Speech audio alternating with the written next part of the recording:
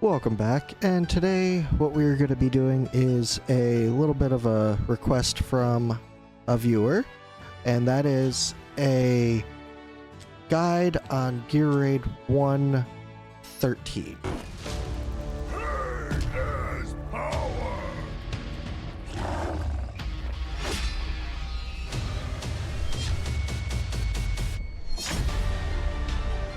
Now, I have tried to bring my gear down quite a bit. I do have a lord here. I think this is possible without this lord here. But yeah, I'm using Navras as the main damage dealer, mainly because he's a free summon or free fusion. Let's see. He is. I'm not entirely sure what it takes to fuse him, though. I still haven't done Micah. I'd like to, but I don't really have the extras of these people yet. Navras. Yeah, so he's a pretty free fusion. Actually, I wonder. Skills.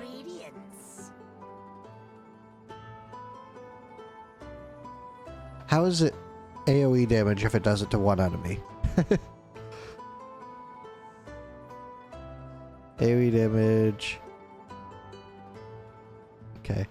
Maybe one time or one day I'll try and use Gonkba as a damage dealer. But we're using Navras. He is generally single target damage. However, the thing with him is when he kills an enemy, the other thing is doing this with power dominance off. That's a big thing. And lower BP than what is suggested, and not 100% crit rate. This is the big thing. It's hard to make 100% crit rate early on when you're not getting red gear.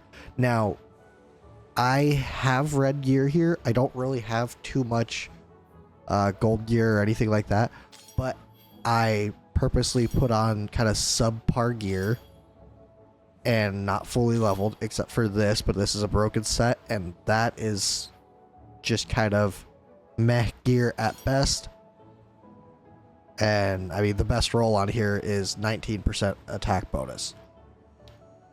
And then we also went with a baseline Heaven's Rage, and a crit hit increases crit damage by 25% for 3 seconds.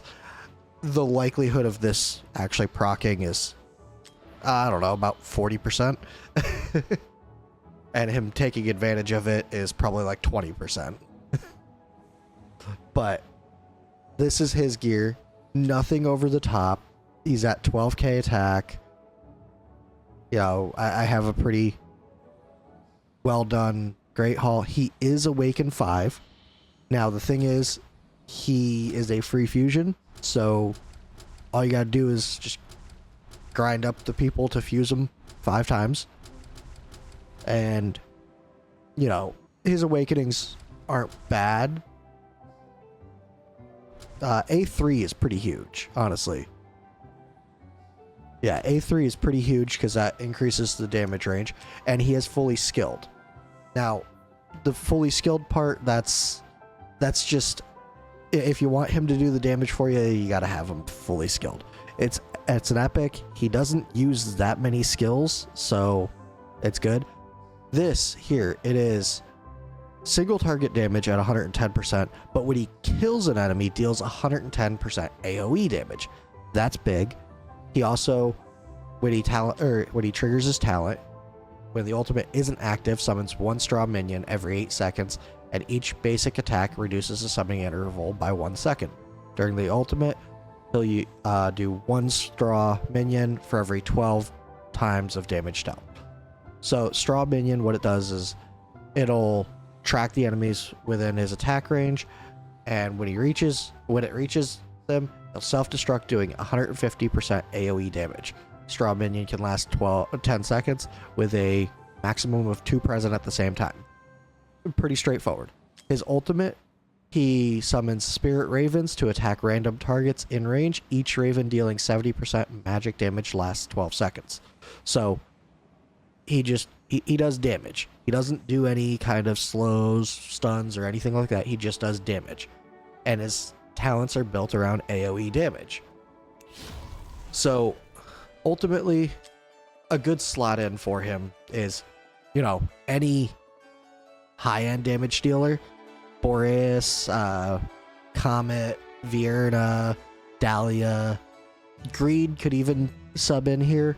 I don't know if Greed would have the damage with this gear, but we could test it out. Iona would be great. I believe even Abizu would be able to do it. But yeah, I mean, pretty much any AoE damage dealer that's a legendary would slot in here and make it even easier. But what we're going to do is we're going to go in here and we're going to show you how I do this with this. So pretty much first put down Navras and then Dolores. Dolores, she's in subpar gear as well, so I'll show her gear at the end. I should have showed it earlier. And then we have Autumn here.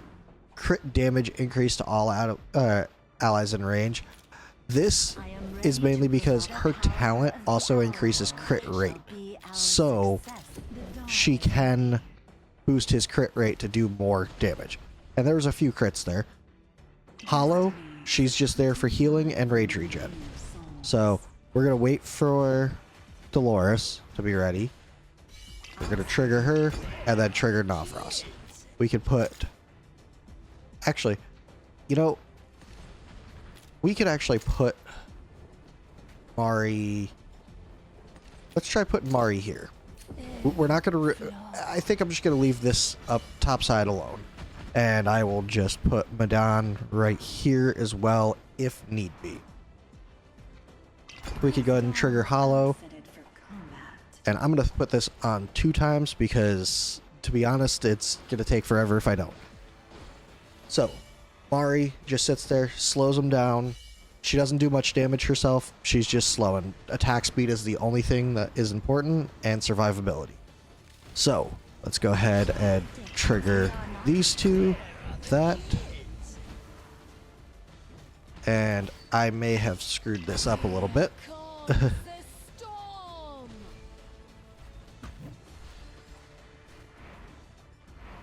I did screw it up a little bit, but I think we're actually still good. We still have that second wall. We still have people here. Let's go ahead and trigger that again. And we'll go ahead and trigger these two. Keep those guys back here. The boss is dead. And it's just these guys coming in now. We should be good at this point. To be completely honest, I threw it on 2 times. I probably should have did it mostly on 1 times, but you know, sometimes we just gotta do it live, right? So let's go ahead and trigger her. I could definitely have timed this up better too. I should have, but such is life. We're pretty golden here. Yeah, there it goes. This wasn't my best run. Got some gold gear, but that's a clear on 13, right? And let's look at the damage. Well, let's first sell this because that is going to do no good for my account. 18k from Navras. You know, he's the damage dealer here. So let's go ahead and challenge this again, and I will actually play it a little bit safer. Doesn't matter which way she faces.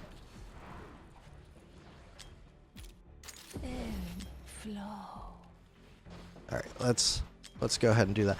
The other thing I could do here is I have plenty of free slots. I could also bring a cost generator in. And that's honestly what I should do. I should bring in a cost generator because then she could sit behind this wall and just generate cost for me, allowing everybody else to get out a little bit faster. But first wave done. Let's go ahead and fast forward to the second wave and go ahead and Wait till everybody's right on that wall. And now we'll go ahead and freeze everybody. Go ahead and fast forward a little bit. Navras is ready quite a bit before these guys. That's fine. The AoE damage will break them down pretty quick. Hopefully. Okay, so they're all dead. Good. Now I'm gonna go ahead and do these two now. And we can go ahead and do Mari. Let's try and keep them at this wall.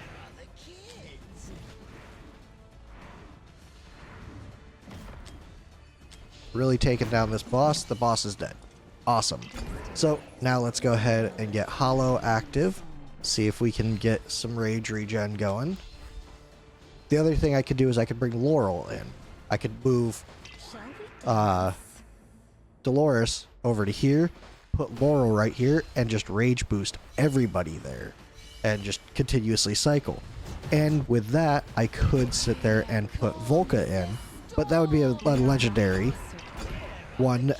Early on as 13, you may not have Volca. So let's go ahead and just leave Volca out of it and continue on with just free people that you get. Dolores and Hollow are probably the hardest ones to get here. And if you don't have those two, just sub them out for somebody else, or just build a little bit more attack on your damage dealer and a little bit more rage regen. Yeah, it's a little bit harder of a build to do at that point, but you got to work with what you got, unfortunately. So let's go ahead and freeze these guys. We'll wait on Navras' ult until these two are ready, hopefully. Yeah. Go ahead and do her first while she's loading. And Dolores and Navras. And we should kill them off before this wall is broken. It was about the same time. Okay, but still, you saw it was more than possible to do. I still had a full other wall that could have been attacked. And so, early on, this is a gear piece that I would probably keep, and I'd probably roll up to 12. I would try and get a good crit rate on that, because the higher, if you can get 100% crit rate, you're going to guarantee yourself better damage. You can have high attack, see, 20k, but you can have high attack and just kind of brute force through it, but it's better to have a crit rate going. So let's go ahead and make a change here. And we'll put her in here. And we'll go ahead and gear swap to Navras. There he is. Alright. So, not a great build, like I said. Let's see if... no, let's not do that, because that has a possibility of triggering. Let's go ahead and do this just for the stats. That's all we're doing this for. So, one less person because we're not having the Lord in here. No point in having the Lord in here. So let's see if this works out well. I've not tested this one. I imagine it'll work better than the previous one, but who knows? Dance with me. I am ready to provide the All right. aid. Then we could put Mari here, and then Hollow could come out last. That's not Hollow. That's Hollow. All right, cool. So let's go ahead and do this.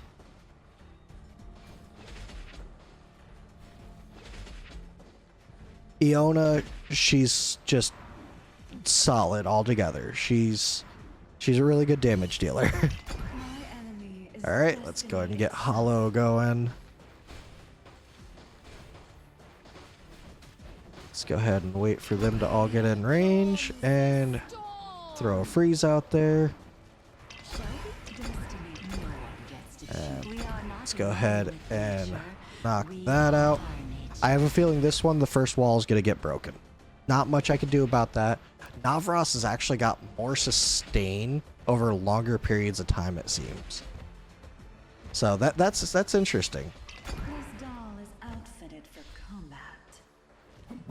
Alright, so now we're going to take some massive damage on this wall. Let's go ahead and do this now. Ideally...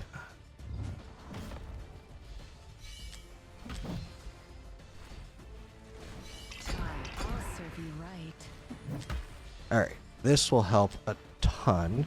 And let's go ahead and get that active.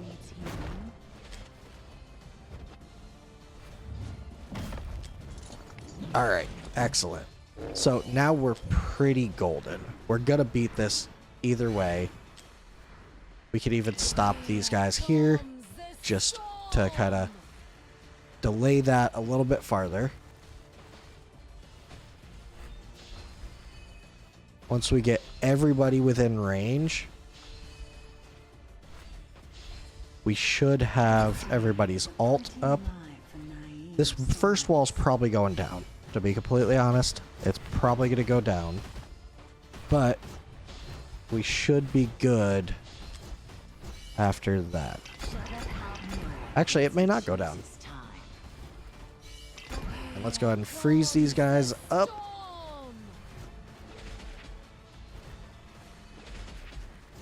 And that might kill the wall off there, but that's fine because they're all dead now.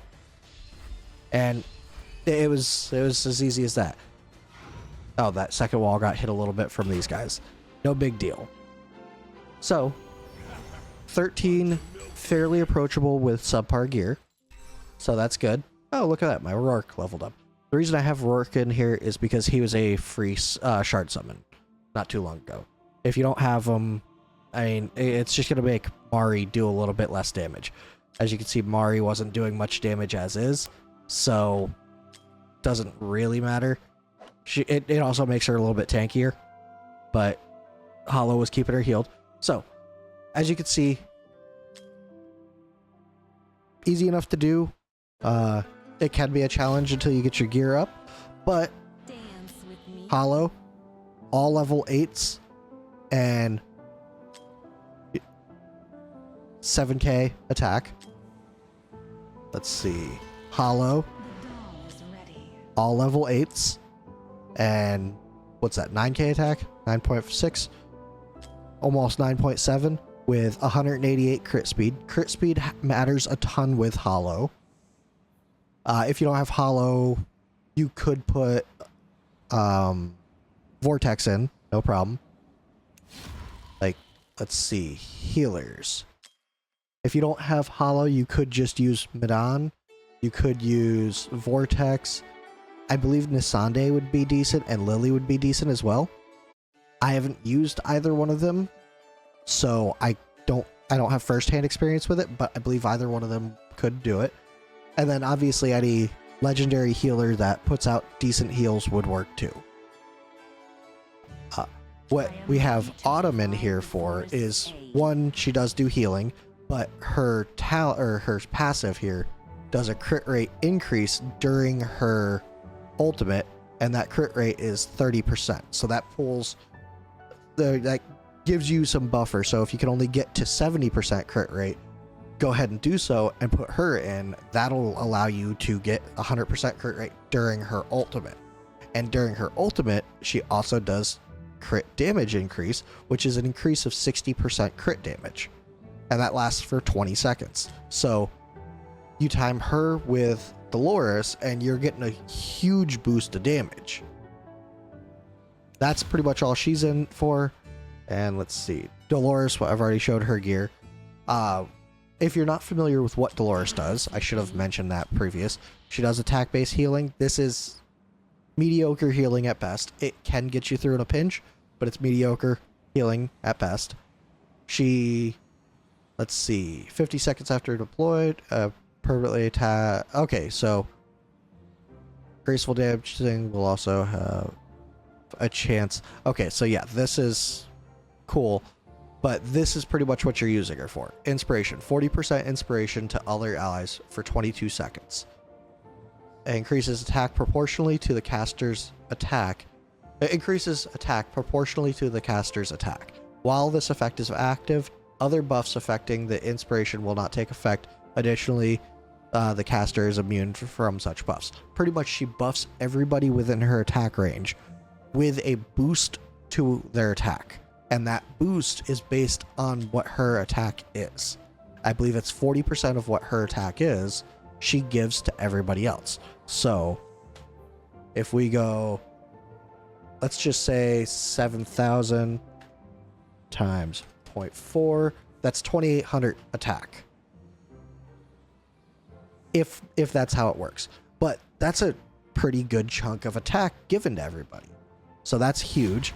Mari, all she's really here for is attack speed. So the rest of it doesn't matter at all. Just attack speed and survivability. And let's see, her skills. This just inflicts slow, which is great, up to 3 random targets. That just helps you keep the wall alive. And then when she does her slow with her basic, it also increases vulnerability, which more damage taken. And her ultimate is just a freeze. So that's great to do. She is a day 3 login free unit. So that's what we used for this. So the next guide I will be doing is GR1-13, and that'll be coming out shortly after this. And that one will have a bit better gear. I may try and use Navras in that as well. I don't know, but I'll have to re-gear everybody for that, and I'll get that out then.